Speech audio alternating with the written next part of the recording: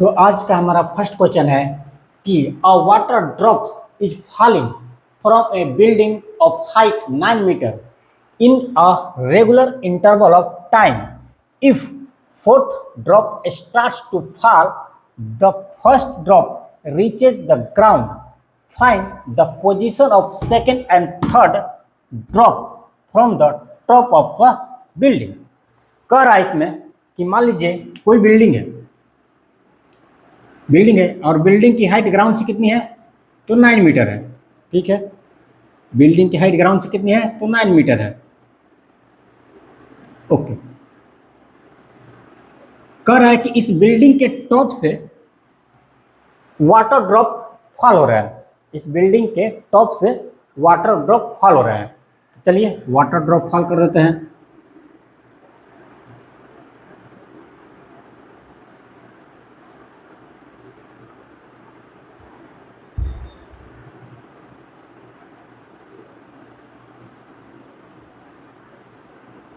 Okay, water drop fall हो रहा है और ये सभी वाटर ड्रॉप रेगुलर इंटरवल पर फॉल हो रहा है. ओके, कह रहा है ये आगे क्वेश्चन में कि यदि चौथा ड्रॉप, मान लो ये पहला ड्रॉप है, ये दूसरा ड्रॉप है, ये तीसरा ड्रॉप है, ये चौथा ड्रॉप है. फर्स्ट ड्रॉप गिरेगा, उसके बाद दूसरा ड्रॉप गिरा, फिर तीसरा ड्रॉप, फिर चौथा ड्रॉप. कह रहा है कि यदि चौथा ड्रॉप गिरने वाला होता है तो पहला ड्रॉप जो है ना कहाँ पहुँच जा रहा है तो ग्राउंड पर पहुँच जा रहा है. ग्राउंड पर पहुँच जा रहा है. ये पहला वाटर ड्रॉप है. पहला वाटर ड्रॉप कहाँ पहुँच रहा है ग्राउंड पर पहुँच रहा है. कब? जब चौथा ड्रॉप गिरने वाला होता है. ठीक है, कह रहा है बताइए सेकेंड एंड थर्ड ड्रॉप का पोजीशन क्या होगा from the top of the building. कब? जब चौथा ड्रॉप गिरने वाला होता है. एक बिल्डिंग है, उसके टॉप से कुछ वाटर ड्रॉप गिर रहे हैं और सभी वाटर ड्रॉप रेगुलर इंटरवल पर गिर रहे हैं. कह रहा है कि जब चौथा ड्रॉप गिरने वाला होता है तो पहला ड्रॉप ग्राउंड पर होता है. ओके, और आगे ये पूछ रहा है कि बताइए second drop and third drop का पोजीशन क्या होगा from the top of the building. कब? जब चौथा ड्रॉप गिरने वाला होता है. ओके, मतलब second drop and third drop का पोजीशन पूछ रहा है from the top of the building. Okay, देखो पहले तुम ध्यान दो, ये सारे ड्रॉप ना रेगुलर इंटरवल पर गिर रहे हैं. ओके, मतलब यदि इनके और इनके बीच का टाइम इंटरवल टी है तो इनके और इनके बीच का भी टाइम इंटरवल कितना होगा टी होगा. इनके और इनके बीच का भी टाइम इंटरवल कितना होगा तो टी होगा, क्योंकि सारे ड्रॉप रेगुलर इंटरवल पर गिर रहे हैं. ओके, अब मैं फर्स्ट बॉल ड्रॉप के बारे में सोच रहा हूँ. First drop, for first drop मैं फर्स्ट ड्रॉप के लिए इक्वेशन लिखने जा रहा हूँ. मैं लिखूंगा h बराबर U T plus half G T square. अच्छा, बिल्डिंग का हाइट कितना दिया हुआ है तो 9 मीटर. बिल्डिंग का हाइट कितना दिया हुआ है तो 9 मीटर. ग्राउंड से बिल्डिंग का जो हाइट है ना वो है 9 मीटर. तो फर्स्ट ड्रॉप के लिए h कितना हो जाएगी तो 9 मीटर. यू क्या है इनिशियल वेलोसिटी, क्योंकि वाटर ड्रॉप सिंपली फॉल हो रहा है, इनको कोई वेलोसिटी नहीं दी जा रही है, तो इनका इनिशियल वेलोसिटी यू क्या हो जाएगा 0 हो जाएगा. तो यू क्या हो जाएगा 0 इंटू टी प्लस, हमने डाउनवर्ड डायरेक्शन को पॉजिटिव मान रखा है तो ये साइन क्या हो जाएगा पॉजिटिव प्लस ही होगा, क्योंकि जी नीचे की तरफ ही लग रही है. तो प्लस हाफ जी का वैल्यू 10, टी का वैल्यू क्या होगा बताओ. ये रहा फर्स्ट ड्रॉप. तो कितने देर के बाद, बिल्डिंग से कितने देर के बाद ये फर्स्ट ड्रॉप ग्राउंड पहुंच जा रहा है. तो देखो गिनो, 1 T plus 2 T plus 3 T कितना हो गया. 1 टी तो ये प्लस 2 प्लस टी, 1 टी ये प्लस टी प्लस टी कितना हो गया ये 3 टी ना. फर्स्ट ड्रॉप को बिल्डिंग से टॉप से ग्राउंड पर आने में कितना समय लगा तो टी प्लस टी बराबर 3 टी. तो कितना हो जाएगा ये इंटू 3 टी के स्क्वायर. ये हो जाएगा 9, ये हो जाएगा 0 और ये हो जाएगा 5 गुना के 10. ये हो जाएगा 5 इंटू 9 इंटू टी स्क्वायर. ये 9 से ये 9 चला जाएगा और यहाँ से आपको टी स्क्वायर बराबर मिल जाता है 1/5 और टी बराबर कितने मिल जाता है तो √1/5. ये हमारी टी का वैल्यू आ गई. ओके, कि भाई जो फर्स्ट ड्रॉप है ना ये बिल्डिंग से 1/1/5 सेकेंड के बाद नीचे पहुंच जा रही है. ठीक है जी. अब मैं किसके लिए बात करूंगा तो फॉर द सेकेंड ड्रॉप, अब सेकेंड ड्रॉप के लिए बात कर रहा हूँ, for second drop, second drop, second drop के लिए भी सेम इक्वेशन लगाएंगे, एच बराबर U T plus half G T square, H बराबर U T plus half G T square. Second drop का एच कितना हो जाएगी जी, कितना हो जाएगा, तो वो तो मुझे फाइंड करनी है ना, सेकेंड ड्रॉप का एच मुझे फाइंड करनी है, तो मैं इसको H2 से डिनोट कर देता हूँ कि भाई जो सेकेंड ड्रॉप है ना, बिल्डिंग से सेकेंड ड्रॉप की जो डिस्टेंस है, बिल्डिंग से सेकेंड ड्रॉप की जो डिस्टेंस है कितना है, H2 है।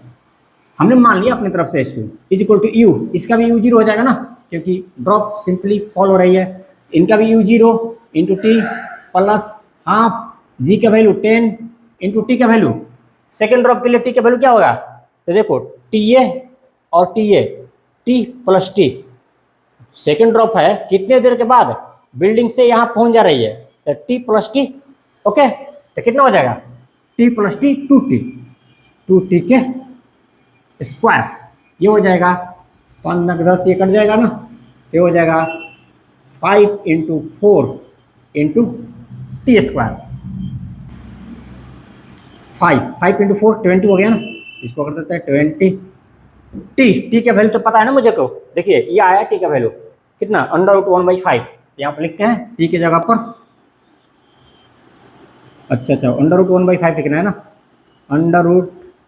√1/5, अच्छा थोड़ा क्लीन लिखो, इंटू √1/5 के होल स्क्वायर, ये कितना हो जाएगा 20 इंटू 1/5 इज इक्वल टू 4, 4 बार में जाएगा ना, ये कितना हो जाएगा 4 मीटर। तो सेकेंड ड्रॉप का पोजीशन पता चल गई कितनी, अच्छा ये लिख दो, from top of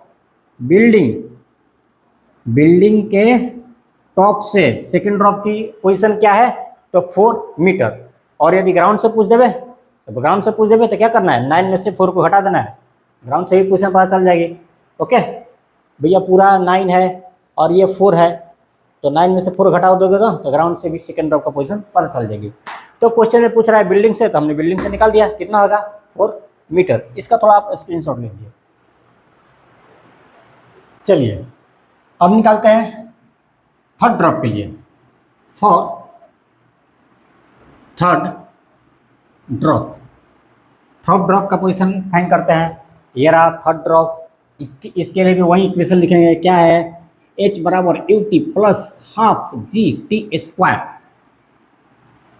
third drop का पोजीशन क्या है बिल्डिंग से, मान लेते हैं H3 है, H3 है, तो हम H की जगह पर लिख देंगे H3 is equal to third drop का इनिशियल वेलोसिटी क्या होगा, 0 इंटू टी प्लस हाफ जी का वैल्यू 10 इंटू टी,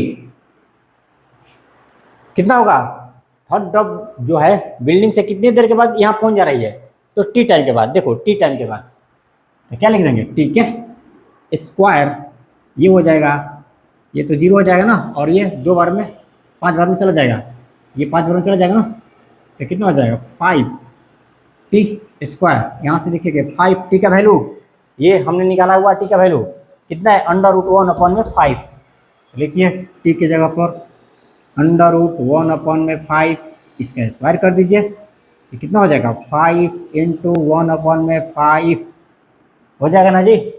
इस तरह से H3 का वैल्यू कितना आ गया, तो 1 मीटर, और कहाँ से ये पोजीशन है, तो बिल्डिंग के टॉप से है, फ्रॉम टॉप ऑफ बिल्डिंग के टॉप से है कितना, 1 मीटर, ग्राउंड से पूछे थर्ड ड्रॉप का पोजीशन, तो 9 में से 1 मीटर घटा दीजिएगा, आपका ग्राउंड से पोजीशन मिल जाएगी। तो ये है थर्ड ड्रॉप का पोजीशन जो कितना आया, 1 मीटर फ्रॉम बिल्डिंग। चलिए नेक्स्ट क्वेश्चन देखते हैं, इसमें बोल रहा है a particle is projected vertically upward from ground with some initial velocity, find the distance covered by the particle in last t second of its upward motion या फिर ascending motion. Upward motion को हम ascending motion भी बोलते हैं। इसमें ये बोल रहा है कि कोई पार्टिकल है जिसको वर्टिकली अपवार्ड डायरेक्शन में किसी इनिशियल वेलोसिटी से फेंका जा रहा है। हमने मान लिया पार्टिकल को वर्टिकली अपवार्ड डायरेक्शन में यू वेलोसिटी से ऊपर फेंका गया, पार्टिकल को वर्टिकली अपवार्ड डायरेक्शन में यू वेलोसिटी से ऊपर फेंका गया। कर रहा है, बताइए पार्टिकल ने लास्ट 30 सेकेंड में अपने असेंडिंग मोशन के मतलब अपने अपवार्ड मोशन के लास्ट 30 सेकेंड में कितनी डिस्टेंस कवर किया। तो हमने मान लिया कि पार्टिकल ने लास्ट 30 सेकेंड में ये रहा लास्ट 30 सेकेंड, पार्टिकल ने x डिस्टेंस कवर किया। पार्टिकल ने कितना डिस्टेंस कवर किया, तो x मान लेते हैं हम।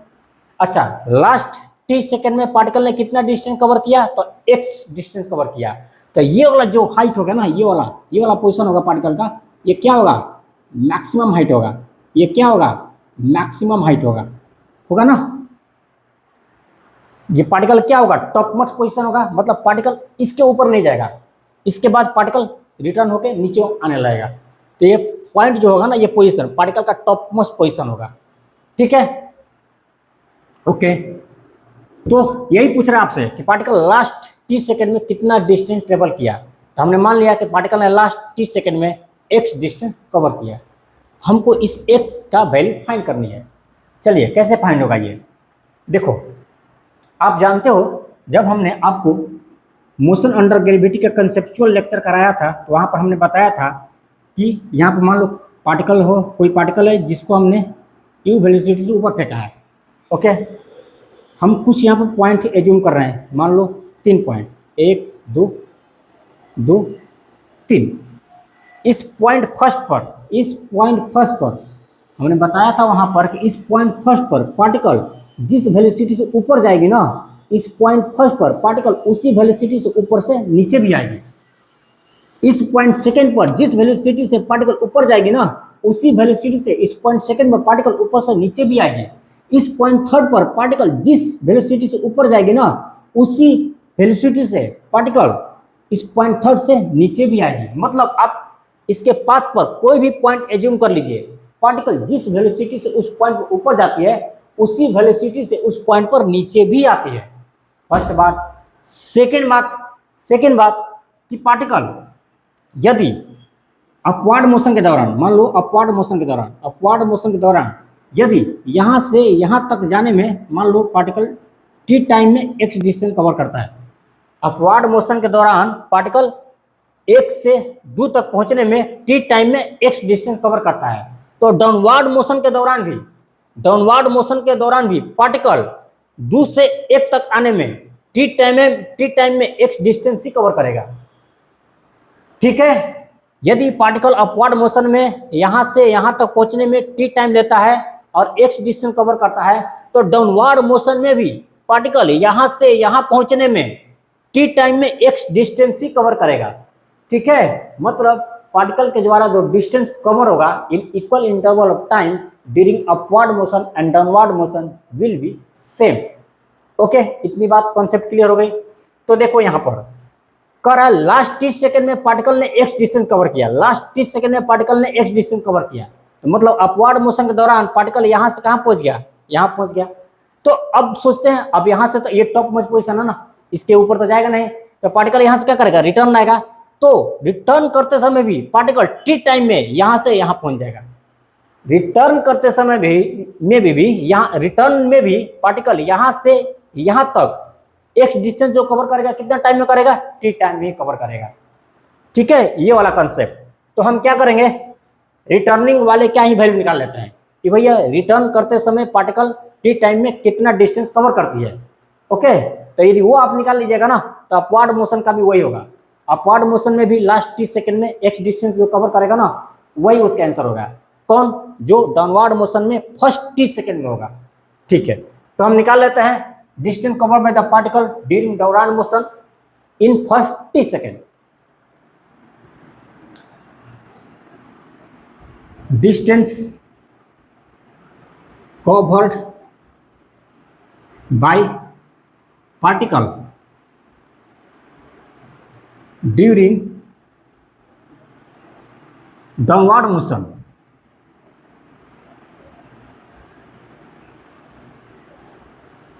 इन first t second, first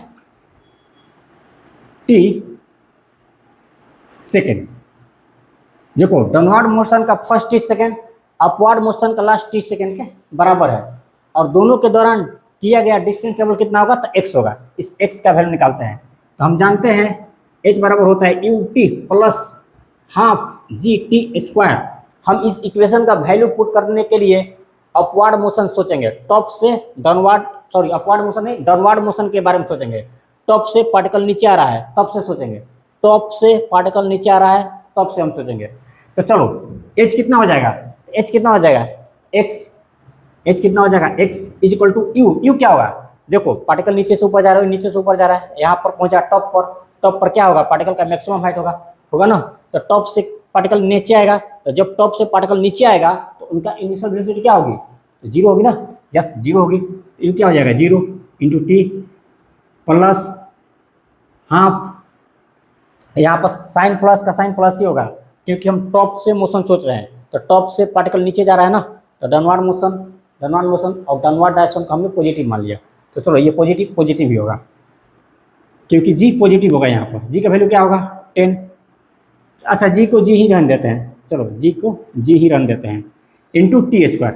time तो दिया रहा है, दिया है क्वेश्चन में टी स्क्वायर। तो ये कितना हो जाएगा, एक्स इज इक्वल टू हो जाएगा हाफ, ये तो जीरो हो जाएगा ना, zero into T zero, half G T square. ये फिर बाबा कितना आ गया, हाफ जी टी स्क्वायर। और ये कौन सा डिस्टेंस है, पार्टिकल जब टॉप से डाउनवर्ड मोशन के दौरान टॉप से टी टाइम में नीचे आया था, टॉप से टी टाइम में नीचे आया था, वही डिस्टेंस x है। तो पार्टिकल डाउनवर्ड मोशन के दौरान फर्स्ट टी सेकेंड में कितना डिस्टेंस कवर किया, तो half G T square. Particle downward motion के दौरान फर्स्ट टी सेकेंड में कितना डिस्टेंस कवर किया, तो half G T square, x equal to half G T square. तो पार्टिकल के द्वारा लास्ट टी सेकेंड में भी जो डिस्टेंस कवर होगी ना वो कितना होगी, तो हाफ जी टी स्क्वायर ही होगी। तो ये जो क्वेश्चन में पूछ रहा है कि पार्टिकल का लास्ट 30 सेकंड में पार्टिकल ने कितना डिस्टेंस कवर किया, तो कितना हो जाएगा, x equal to half G T square. यही आपका आंसर हो जाएगा। क्या हो जाएगा, x equal to half G T square. चाहे आप डाउनवर्ड मोशन के दौरान फर्स्ट 30 सेकंड का डिस्टेंस बोलिए या फिर अपवर्ड मोशन के दौरान लास्ट 30 सेकंड का डिस्टेंस बोलिए, दोनों यही होगा, x equal to half G T square. इसको आप नोट कीजिए। फिर एक इंपॉर्टेंट पॉइंट बताता हूँ। देखो लास्ट 30 सेकंड में पार्टिकल ने कितना डिस्टेंस कवर किया, तो हाफ जी टी स्क्वायर। यहां पर कहीं भी इस इक्वेशन में यू का डिस्कशन है क्या, इस इक्वेशन में कहीं भी इनिशियल वेलोसिटी यू आ रहा है क्या, आ रही है नहीं ना, सीधे आ रहा है x equal to half G T square. Half तो कांस्टेंट, जी भी कांस्टेंट, और लास्ट टी टाइम में पूछ ही रहा वो डिस्टेंस। तो इसमें कहीं भी यू नहीं आ रहा है, इसमें इस इक्वेशन में कहीं भी इनिशियल वेलोसिटी यू नहीं आ रहा है। मतलब ये कि आप पार्टिकल को किसी भी इनिशियल वेलोसिटी से यदि आप अपवर्ड डायरेक्शन में फेंकते हैं ना, वर्टिकली अपवर्ड डायरेक्शन में फेंकेंगे, तो पार्टिकल के द्वारा लास्ट 30 सेकंड में जो डिस्टेंस कवर होगी ना वो होगी x equal to half G T square. यदि आप पार्टिकल को 10 मीटर प्रति सेकंड के हिसाब से वर्टिकली अपवर्ड डायरेक्शन में फेंक रहे हैं और पार्टिकल ने लास्ट 30 सेकंड में half G T square distance cover किया, तो यदि उसी पार्टिकल को यदि हम 50 मीटर प्रति सेकंड के हिसाब से भी फेंकते हैं ना वर्टिकली अपवर्ड डायरेक्शन में, तो उस पार्टिकल के द्वारा लास्ट 30 सेकंड में इतना ही डिस्टेंस कवर होगी, कितना, हाफ जी टी स्क्वायर। कहने का मतलब ये कि आप पार्टिकल को किसी भी इनिशियल वेलोसिटी से ऊपर फेंक दीजिए, पार्टिकल के द्वारा लास्ट 30 सेकंड में जितनी डिस्टेंस कवर होगी ना वो होगी हमेशा हमेशा हमेशा हाफ जी टी स्क्वायर। ठीक है, तो इस बात को लिख दिया जाए क्या कि the distance covered by the particle during upward motion in last 30 second is always equal to half G T square. तो लिख देते हैं important point,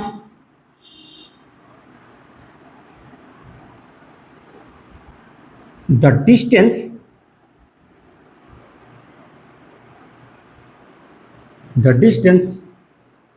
covered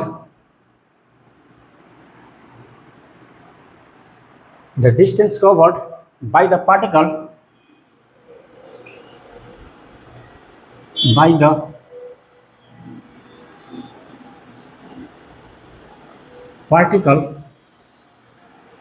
in last t second, in last t second during its upward motion,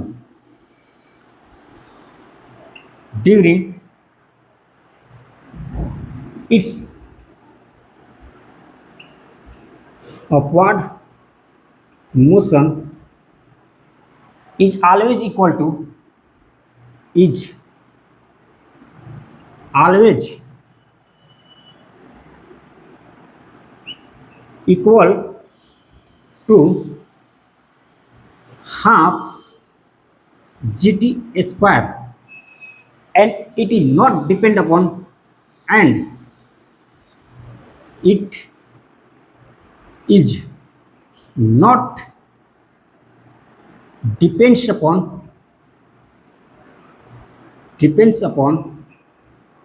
projected velocity, projected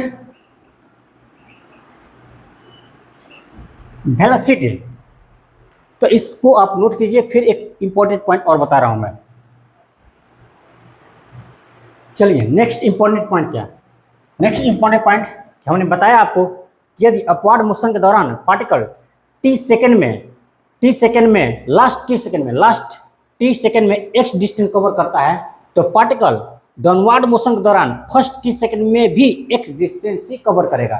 यदि particle नीचे से ऊपर जाते समय लास्ट टी समय में यहाँ से लेकर यहाँ तक एक्स डिस्टेंस कवर कर रहा है, तो पार्टिकल डाउनवर्ड मोशन के दौरान भी, मतलब टॉप से नीचे आने के दौरान भी पार्टिकल टी टाइम में यहाँ से लेकर यहाँ तक जो डिस्टेंस कवर करेगा ना, वो एक्स ही होगा।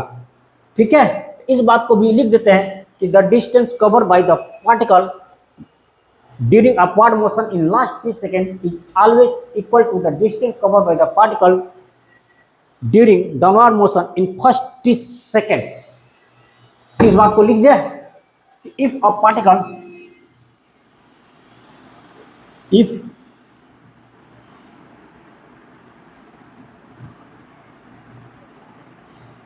a particle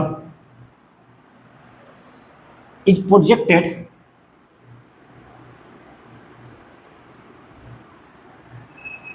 vertically upward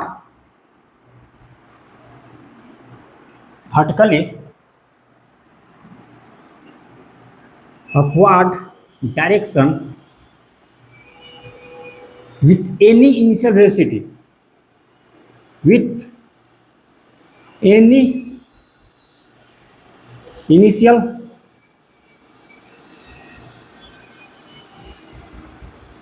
velocity of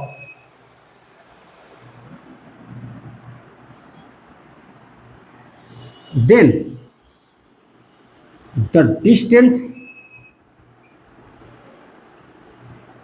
covered by the particle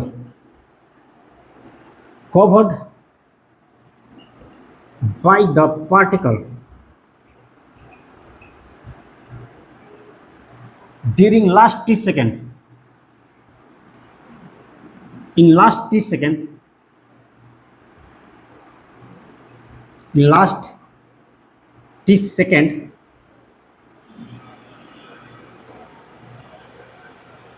during its upward motion, during its upward motion is always equal to,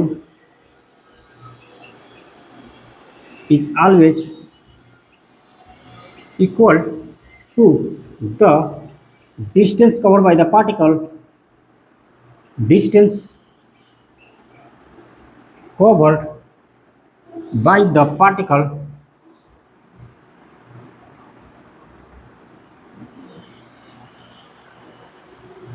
in first t second, in first t second during its downward motion, during its downward motion. समझ गए होंगे इस line को कि भाई particle को आप किसी भी इनिशियल वेलोसिटी से वर्टिकली अपवर्ड डायरेक्शन फेंकिए, पार्टिकल के द्वारा लास्ट 30 सेकंड में जितनी डिस्टेंस कवर होगी ना ड्यूरिंग असेंडिंग मोशन, पार्टिकल के द्वारा उतना ही डिस्टेंस कवर होगा in same time interval during descending motion in first 30 second. Particle को आप किसी भी इनिशियल वेलोसिटी से वर्टिकली अपवर्ड डायरेक्शन फेंकिए, पार्टिकल लास्ट 30 सेकेंड में जितनी डिस्टेंस कवर करेगा ना during its upward motion, particle उतना ही डिस्टेंस कवर करेगा in first 30 second during its downward motion. तो देखो हम पिछले लगातार 3 लेक्चर से क्वेश्चन ही करते जा रहे हैं। मोशन अंडर ग्रेविटी के क्वेश्चन तो हम कितना भी कर सकते हैं, क्वेश्चन का कोई अंत नहीं है, लेकिन फिर भी हमने जो इम्पोर्टेंट क्वेश्चन होता है ना उसको हमने करा दिया है। आपको हमने PYQ भी कराया, SC भी कराया, फिर इम्पोर्टेंट कुछ दूसरे सोर्स से भी इम्पोर्टेंट क्वेश्चन कराया। तो हमने अपनी तरफ से आपको इम्पोर्टेंट क्वेश्चन करा दिया है। आप अपने तरफ से भी क्वेश्चन का प्रैक्टिस करेंगे, ठीक है ना। तो अब हम नेक्स्ट लेक्चर में एक न्यू टॉपिक को स्टार्ट करेंगे, लेकिन आप क्वेश्चन को जरूर प्रैक्टिस करेंगे।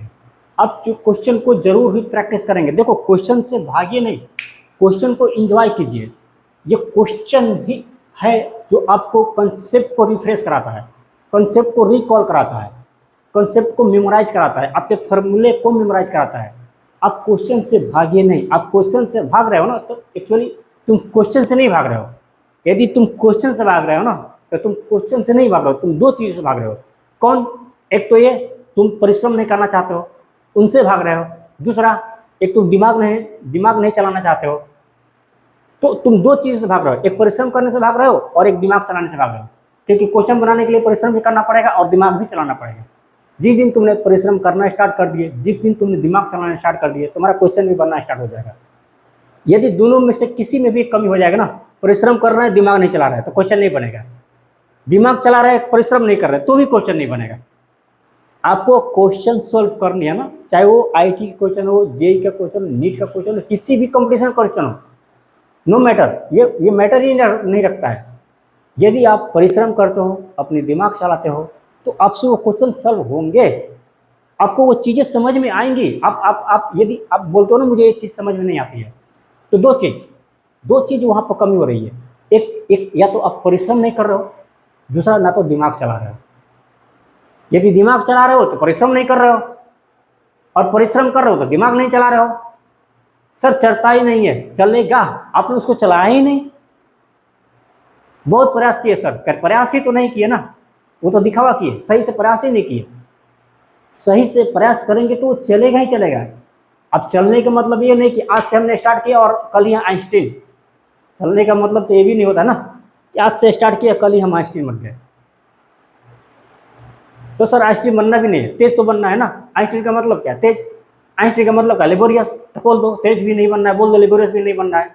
आइंस्टीन का मतलब क्या? Successful person. तो बोल दो मुझे सक्सेसफुल पर्सन नहीं बनना है। हो सकता है तुमको आइंस्टीन नहीं बननी हो, तेज तो बननी है ना, लेबोरियस तो बननी है ना, सक्सेसफुल तो बननी है ना, कॉन्फिडेंट तो बननी है ना, साहस तो रखनी है ना अंदर। आइंस्टीन का मतलब क्या? बिना इन सब चीज़ों के आइंस्टीन बन गया क्या?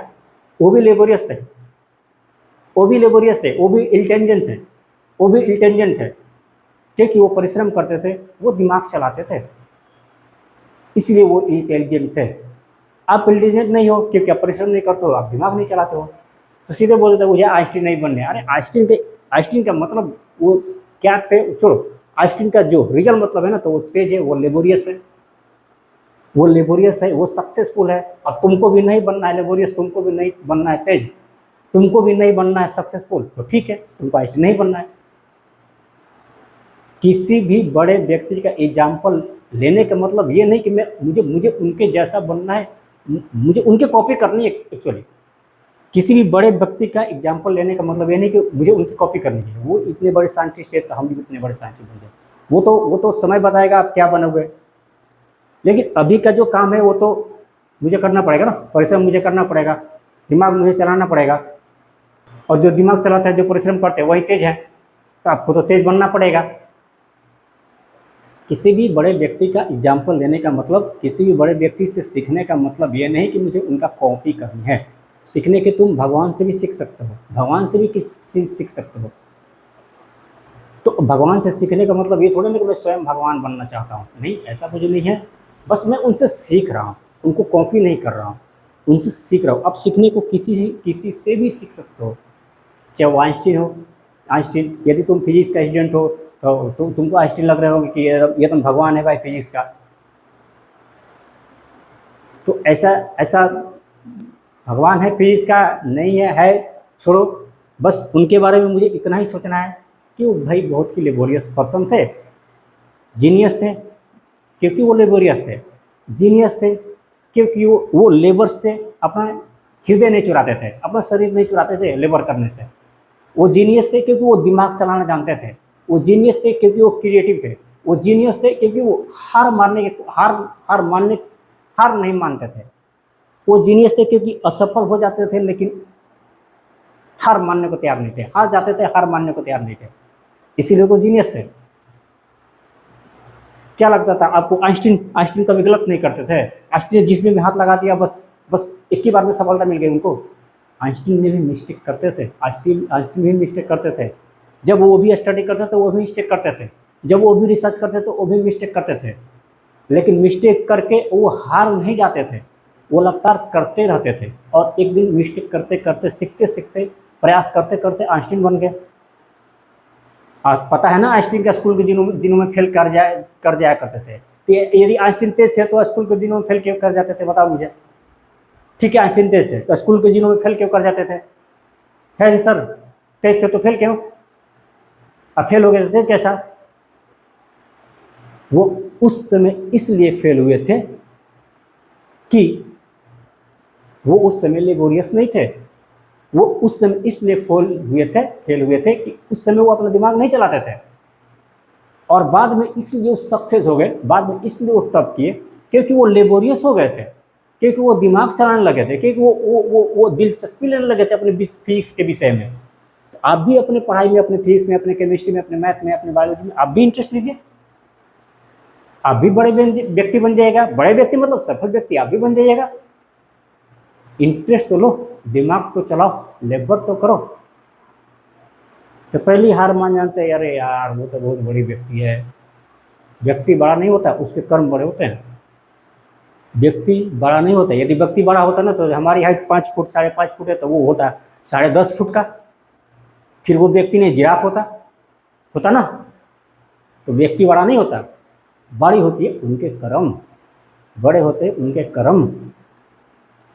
आपको भी कर्म, तो कर्म कर्म कर्म क्या है भाई? कर्म क्या है? कर्म क्या है? बाजार से थोड़े खरीद के लानी है। कर्म क्या है? या किसी से सीखने की जरूरत थोड़े ना है। जो तुम्हारा काम है उसको करते चले जाओ, करते चले जाओ, वही कर्म है। यदि तुम जेई की तैयारी करो, नीट की तैयारी कर रहे हो, 11th में 12th हो, तो तुम्हारा काम है पढ़ना, पढ़ते चले जाओ, यही कर्म है। तुम्हारा काम है पढ़ना, तुम पढ़ो, मन से पढ़ो, तन से पढ़ो, तन मन लगा करके पढ़ो। इसी को बोलते हैं लेबर, इसी को बोलते हैं लेबर। और कंटिन्यूस पढ़ो, आज पढ़ो। और कंटिन्यूस पढ़ने का मतलब ये नहीं कि अभी बैठ गए तो बस सुबह से लेकर के शाम कर दिए, अगली सुबह कर दिए। कंटिन्यूस पढ़ने का मतलब ये नहीं, कंटिन्यूस पढ़ने का मतलब ये है कि आप ब्रेक लीजिए बीच में। लेकिन ऐसा नहीं कि आज 8 घंटा पढ़ लिए, 2 दिन का छुट्टी। आज आज आज आज आज 16 घंटा पढ़ लिए, 5 दिन का छुट्टी। इसको कंटिन्यूस नहीं बोलते हैं। आप 8 घंटा ही पढ़ो, आप 6 घंटा ही पढ़ो, बट डेली पढ़ो, कंटिन्यूस पढ़ो, डेली पढ़ो। डेली 6 घंटा का रिदम है तो 6 घंटा पढ़ो। डेली 6 घंटा पढ़ते हो घर पे तो डेली 6 घंटा पढ़ो। 8 घंटा पढ़ते हो तो 8 घंटा पढ़ो। प्रॉपर नींद भी लो, प्रॉपर नींद भी आवश्यक है। 6 से 8 घंटा का नींद भी लो, उसमें कोई कमी नहीं करो। तुम मनोरंजन भी करो, लेकिन पढ़ाई यदि 6 घंटा 8 घंटा का डेली करते हो तो 6 घंटा 8 घंटा का डेली पढ़ाई करो, डेली। इसमें एक दिन का भी गैप नहीं आनी चाहिए, एक दिन का भी गैप नहीं आनी चाहिए। इसको बोलते हैं कंटिन्यूटी, इसको बोलते हैं रेगुलर मेहनत करो, रेगुलर परिश्रम करो, लगातार परिश्रम करो। इसका मतलब ये लगातार परिश्रम करने का मतलब ये नहीं कि सुबह बैठे भैया अगली सुबह उठे, ये नहीं होता है। ये बेवकूफ़ी होती है कि आज सुबह बैठे अगली सुबह उठे, उसके अगली सुबह उठे पढ़ाई से। ये परिश्रम नहीं होता है, बेवकूफ़ी होता है। बेवकूफ़ी नहीं करनी है, परिश्रम करनी है, परिश्रम करनी है। बीच बीच में अपने आप को ब्रेक दे दो, रिफ्रेशमेंट भी जरूरी है। तो ऐसे नहीं करना है अभी बैठे पढ़ाई करते करते परिश्रम करनी है भाई, लगातार परिश्रम करनी है, कल सुबह उठे, आज सुबह बैठे कल सुबह उठे, ऐसे नहीं करनी है। ये परिश्रम नहीं होता है, ये बेवकूफ़ियाँ होती है।